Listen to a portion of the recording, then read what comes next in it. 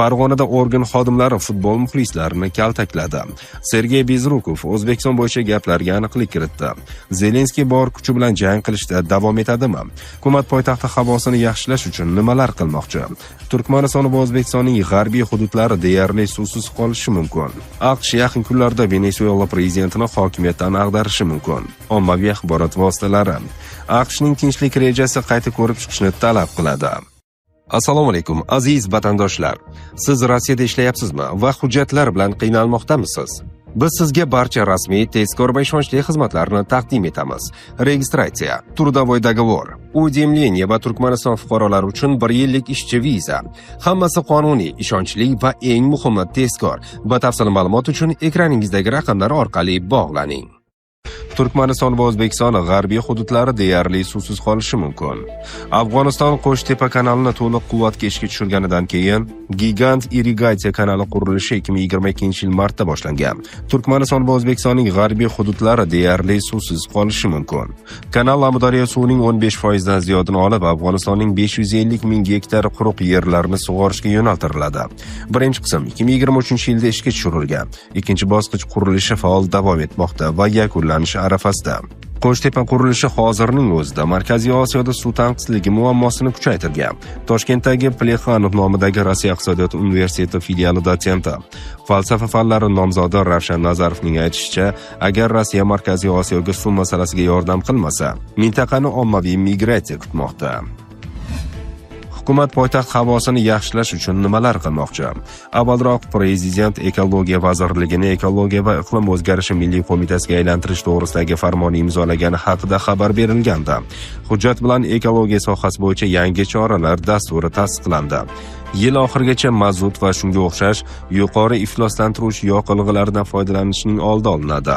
Shu bilan birga javobgarlik kuchaytiriladi. 1-dekabrdan respublika bo'yicha oyoqishlarda A80 benzini sotilishining oldini olish bo'yicha qat'iy nazorat o'rnatiladi. Dekabr oyidan Toshkent shahrida yuk tashuvchi transportlar harakati tig'iz vaqtlarda cheklanadi. 2026-yil martigacha ekologik talablarni belgilaydigan qurilishda ekologik faoliyat standarti ishlab chiqiladi. Kelasi yil aprelga shamol yo'nalishlari va tezligini hisobga olgan holda qurilishni amalga oshiruvchi standart ishlab chiqiladi. 2025-yil noyabr oyi oxirigacha Yashil Toshkent loyihasini amalga oshirish bo'yicha respublika ishchi guruhi tuziladi. Ishchi guruh Toshkentda ko'kalamzorlashtirish, yashil hududlar maydonini ko'paytirish bilan shug'ullanadi. Respublikada 18 ta dendrologiya va 15 ta botanika bog'lari tashkil etiladi. Obodonlashtirish xizmatlari va yashil hudud demo faoliyati takomillashtiriladi. Sergey Bezrukov O'zbekiston bo'yicha gaplarga aniqlik kiritdi. 2025-yil 23-noyabrda mashhur aktyor Sergey Bezrukov o'zining ijtimoiy tarmoqlarda keng muhokamalarga sabab bo'lgan so'zlarga izoh berish uchun video murojaat chiqardi. Aktyorning aytishicha, u dastlab bu masalada izoh bermoqchi emasdi, ammo ko'plab izohlar va noto'g'ri talqinlar uni izoh berishga majbur qildi. Bezrukov onlayn maydonda uning so'zlariga nisbatan salbiy munosabatlar paydo bo'lganini ko'rganini ta'kidladi. Ayrim foydalanuvchilar uning hikoyasini o'zbek tiliga yoki xalqiga nisbatan hazil sifatida qabul qilgan. Aktyor esa bunday niyatda bo'lmaganini qayd etdi. U faqat Toshkentda 4 yil avval bo'lgan voqeani hikoya qilganini aytdi. Gap shundaki, u kechki payt Tatyana Yesenin haykali oldiga gul qo'yish uchun borgan va bu sababli qabristonni kechasi ochishgan. Bezrukov bu voqeani har doim samimiy va ijobiy ohangda hikoya qilganini, ilgari bunday munosabatga duch kelmaganini, na Rossiyada va na O'zbekistonda salbiy fikrlar bo'lmaganini ta'kidladi. Shuningdek, aktyor O'zbekistonga bo'lgan iliq munosabatini alohida qayd etib, bu yerda qanday iliq qabul qilinishini yaxshi bilishini va o'zi ham bu samimiylikka javob qaytarishini bildirdi.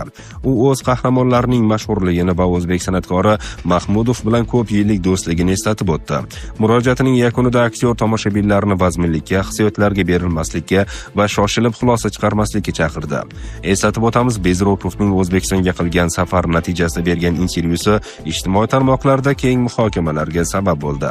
O'zbek auditoriyasi aktyorning mahalliy aholi nutqini tanqid qilganini yoqtirmagan edi. Farg'onada organ xodimlari futbol muxlislarini kaltakladi.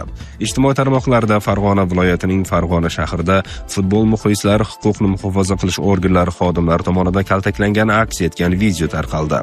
Holat yuzasidan viloyat ichki ishlar boshqarmasi munosabat bildirgan.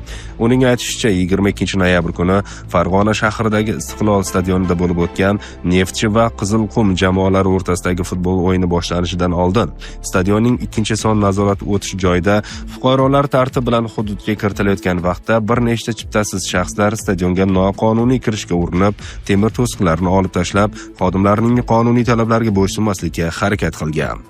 Jamoat tartibini saqlashga jalb etilgan xodimlarning tezkor va qat'iy choralari natijasida tartibbuzarlarning harakatiga chek qo'yilgan. Hozirda mazkur tartibsizlikni uyushtirishda gumonlangan barcha fuqarolarning shaxsi aniqlangan bo'lib, ularning harakatlariga qonuniy baho berish maqsadida surishtiruv harakatlari olib borilmoqda.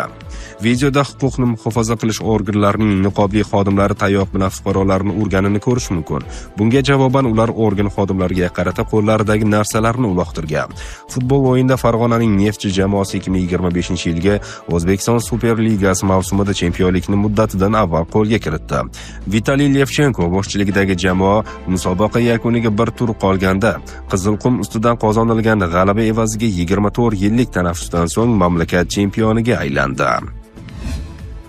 Zelenskiy bor kuchi bilan jang qilishda davom etadimi? Tramp agar Zelenskiy uning tinchlik rejasiga rozi bo'lmasa, unda bor kuchi bilan jang qilishda davom etishini aytdi. Shuningdek, Tramp AQSh tomonidan taklif qilingan tinchlik rejasi Ukraina uchun yakuniy taklif emasligini bildirgan. Men tinchlikka erishishni istayman. Biz bunga nuqta qo'yishga harakat qilyapmiz. Qanday bo'lmasin, biz buni to'xtatishimiz kerak, deya qo'shimcha qildi AQSh prezidenti. AQSh yaqin kunlarda Venesuela prezidentini hokimiyatdan ag'darishi mumkin. Ommaviy axborot vositalari. AQSh yaqin kunlarda Venesuelaga qarshi operatsiyaning yangi bosqichini boshlashga tayyorgarlik ko'rmoqda. Bu haqda AQShning 4 nafar rasmiysiga tayanib Reuters xabar qilgan. Yangi operatsiyalarning aniq vaqti, ko'lami, shuningdek, AQSh prezidenti Donald Trampning bu borada yakuniy qarori ochiqlanmagan. So'nggi haftalarda AQShning harbiy kuchlari Venesuela bilan munosabatlarning yomonlashuvi fonida Karib dengiziga joylashtirildi. Bu esa Venesuelaga qarshi harbiy harakatlar yaqinlashib kelayotganidan dalolat bermoqda. AQSh rasmiylaridan 2 nafariga ko'ra, Venesuela prezidenti Nicolas Maduroga qarshi operatsiyalar dastlab maxfiy tarzda o'tkazilishi mumkin. Tramp ma'muriyatining yuqori martabali amaldori Venesuela masalasida hech qanday variant istisno qilinmayotganini bildirgan. Prezident Tramp mamlakatimizga giyohvand moddalarning kirib kelishini to'xtatish va aybdorlarni javobgarlikka tortish uchun Amerika qudratining har bir elementidan foydalanishga tayyor, dedi amaldor ismi sir qolishi sharti bilan. AQSh Maduro hukumatini Amerikaga narkotika yetkazib berishda ayblamoqda. Venesuela prezidenti esa bu da'volarni rad etmoqda. Ayrim rasmiylar Maduroni hokimiyatdan ag'darish ehtimoli ham ko'rib chiqilayotganini aytdi. 2013-yildan beri hokimiyatda bo'lgan Maduro, Tramp uni hokimiyatdan chetlatmoqchi ekanini, Venesuela fuqarolari va harbiylar bunday urinishga qarshilik ko'rsatishini ta'kidlagan. AQShning tinchlik rejasi qayta ko'rib chiqishni talab qiladi. Bu haqda Yevropa yetakchilarining qo'shma bayonotida ma'lum qilindi.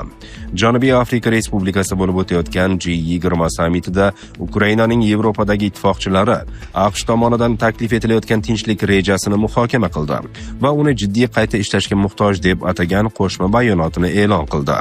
Biz chegaralar kuch bilan o'zgartirilmasligi kerak degan prinsipga qat'iy rioya qilamiz. Shuningdek, Ukrainani kelajakdagi hujumlar oldida zaif holda qoldirishi mumkin bo'lgan Ukraina qurolli kuchlariga qo'yilgan taklif etilayotgan cheklovlar bizni xavotirga solmoqda, deyiladi Yevropaning yetakchi davlatlari, shuningdek, Kanada va Yaponiya rahbarlari tomonidan imzolangan qo'shma bayonotda.